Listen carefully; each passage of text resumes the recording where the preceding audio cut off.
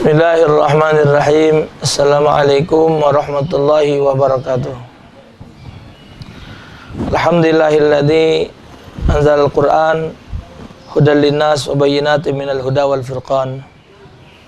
Wassalatu wassalamu ala khairil anam Sayyidina Muhammad wa ala alihi wa ashabihi khairul umam. Wa ba'du, faqala Allah ta'ala fi kitabihil karim wa nunazzilu minal Qur'an ma huwa shifaa' wa rahmatul lil mu'minin. Wa qala aidan inna hadzal Qur'an yahdi lillati hiya aqwam. Wa qala Rasulullah sallallahu alaihi wasallam khairukum man ta'allama al-Qur'an wa 'allamah. Ayuhal mustami'in al-kiram, para pendengar, para pencinta TV An-Nur Masjid Agung Palembang.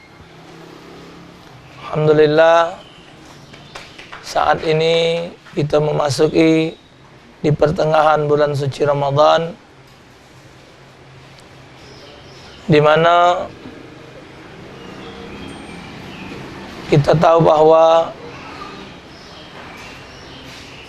tanggal 17 Ramadan adalah tanggal di mana diturunkannya Al-Quran,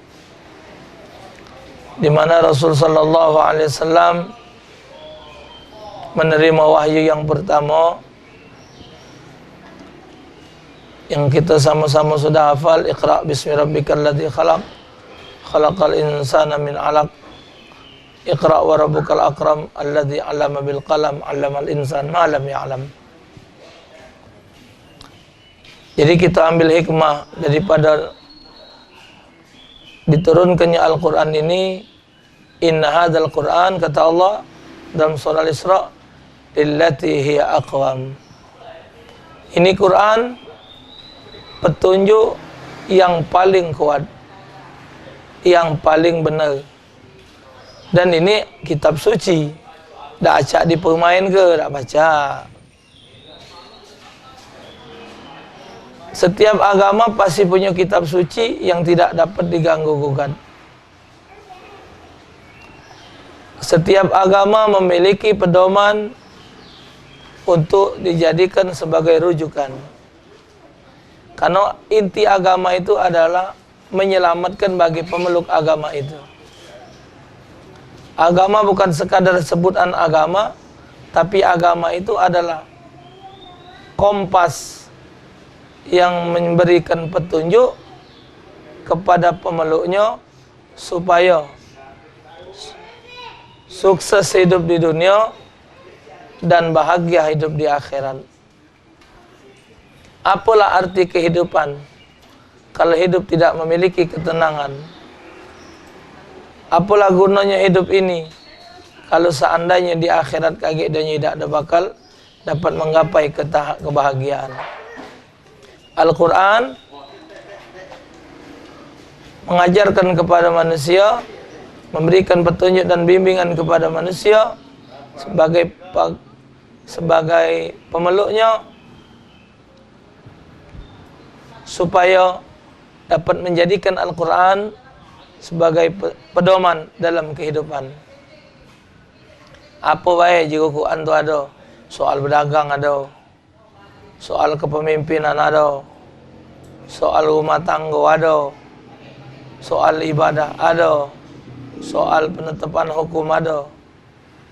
Tapi kalau soal hukum ini, kegasnya Allah Ta'ala nyatakan, man lam yahkum bima anzalallah fa'ulaika humul kafirun. Barang siapa yang tidak menghukum dengan hukum Allah, itu adalah orang kafir. Hukum waris biar tak ada ribut diatur dalam surah An-Nisa. Idak nurut wa may yata'adda hududallah yudkhilhu naran khalidan fiha. Siapa yang tidak mengikuti ketentuan Allah tentang waris ini, maka wong itu akan dimasukkan ke dalam nerakanya Allah. Jadi apalah artinya harta banyak kalau bakal akhir-akhirnya mendapatkan azab Allah. Dan Quran sebagai syifa, sebagai obat, terobati hati kita. Maka itu dijamin wong yang galak maca Quran tu hatinya tenang, hatinya lepo. tidak derungsing, tidak banyak ngadepi apa. Karena kalau dia baca Quran, dia akan menemukan ayat-ayat nasihat dari Allah Subhanahu wa taala. Maka itu orang Islam wajib baca Quran. Jangan keladasan tak baca ngaji tu. Salah satu dosa yang digawak manusia di akhirat kaki adalah wong itu tidak baca Quran. Kayak ditanya, jadi belum mati ni siapa yang tak baca ngaji, tulislah kertas. Nah, kertas tu kayak gawak, masuk ke kantong waktu mati kayak. Masuk ke juru kain kapan. Apa dia sebab tak baca ngaji? Umulan 60, umulan 50-an tak baca ngaji. Huruf hijaiyah tu 30 ikut cuman. Garisnya pucuk bawah, depan, mati hidup, tasdid. Itulah hurufnya. Garis 2. An, in, un, a, i, u, a tambah n. Jadi an. Gampang. Yang susah ini kena penyakit penyu. Penyungkan. Dah galak belajar. Padahal hukumnya wajib. Quran. Dan salah satu tuntutan Allah di akhirat bagi bapak-bapak, bagi ibu-ibu, bagi kita sebagai wong tua adalah ngapo kita tidak ngajari anak kita ngaji dan solat. Jadi bapak-bapak, para pemirsa, para pendengar TV An-Nur, diingatkan, kalau kamu punya anak yang belum baca ngaji, yang tidak ngerti solat, siap-siap Anda akan dituntut oleh Allah. Allah tidak nanya apa anak kau S1, S2, apa S campur, tidak. Tidak bakal ditanya. Anak aku sarjana teknik, sarjana hukum misal. Tidak ditanya. Tapi yang ditanya, anak kau solat dah? Sudah tak kau ngajar anak kau ngaji? Itu wajib. Kalau kita tidak ada baca ngaji, ya kita minta siapa yang baca ngaji untuk ngajari anak kita. Zaman sekarang kan lemak. Ngaji singkat, cepat, murah pula. 5.000 sebulan. Tapi ngutang 4 bulan. Dianggapnya guru ngaji itu malaikat, tak makan, tak minum. Yang berjilbab tak ngerti, yang lanang tak ngerti kopca. Dianggapnya. Padahal satu huruf Al-Quran itu pahalanya bukan main.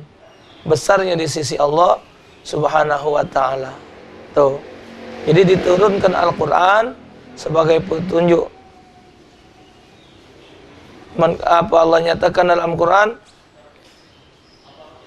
Barang siapa yang mendustai ayat-ayat Allah Subhanahu wa ta'ala, fahabitat a'maluhum.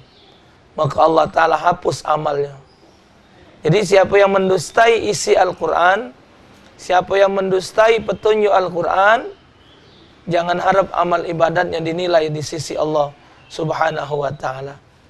Oleh karena itu, marilah kita kembali kepada tuntunan Al-Quran, kembali kepada agama yang sebenarnya, kembali kepada arti agama yang sebenarnya, supaya kita menggapai kesuksesan, menggapai keridhaan Allah Subhanahu wa ta'ala. Khairukum man ta'allama al-Quran wa 'allamah. Sebaik-baik kamu adalah orang yang belajar Al-Quran dan mengamalkan isi Al-Quran. Setiap kita itulah bedanya. Jadi dalam kitab Kasyifatus Sajah disebut, siapa yang berbacaan maca wirid sesuatu yang tidak tahu tujuannya, maka tak katik pahala baginya. Kecuali maca Quran. Jadi yang penting kita baca Quran. Baca itu tetap dapat pahala macanya. Ditambah lagi kalau kita tahu artinya. Kalau ada yang ustaz, kiai ngatakan, siapa tak baca Quran, siapa baca Quran, tapi tak tahu artinya, tak usah baca Quran. Kalau ada kiai model macam ini, kirim ke laju hutan kancang-kancang. Mestinya mereka tu ngomong, supaya kamu tu ada manfaat baca Quran. Setiap baris kamu baca Quran, baca artinya. Sebaris baca Quran, ayat, baca artinya. Supaya lebih memahami kendak isi Al-Quran. Tapi kalau dikatakan siapa tak tahu artinya, tak usah baca Quran, payah baik. Kita ni siapa yang memang ahli ni baca Quran, yang ngerti. Maka tu di Mekah tu kalau dia solat, Madinah nangis dia baca.